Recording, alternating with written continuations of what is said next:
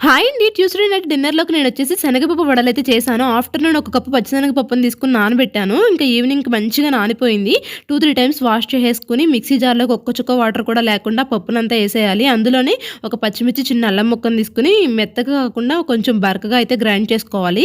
ఇంకా ఆ మిశ్రమాన్ని ఒక బౌల్‌లోకైతే ట్రాన్స్‌ఫర్ చేసుకొని అందులోనే ఉప్పు అలాగే ఇంకా నేను అల్లం వేయలేదని చెప్పేసి అల్లం వెల్లుల్లిపాయ పేస్ట్ వేశాను. పిల్లలు కూడా తింటారు త్వరగా డైజెస్ట్ అయిపోవాలని చెప్పి కొద్దిగా జీలకర్ర కూడా యాడ్ చేశాను. 2 ఆనియన్స్‌ని చిన్న చిన్న ముక్కలుగా కట్ చేసుకొని వేసుకున్నాను. ఆనియన్స్ ఎంత ఎక్కువ వేసుకుంటే అంత బావుంటాయి.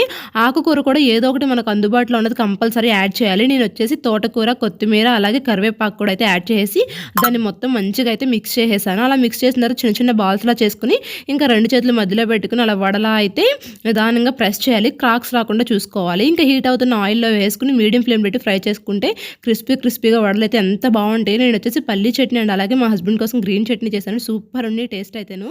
వీడియో నచ్చితే లైక్ చేయండి.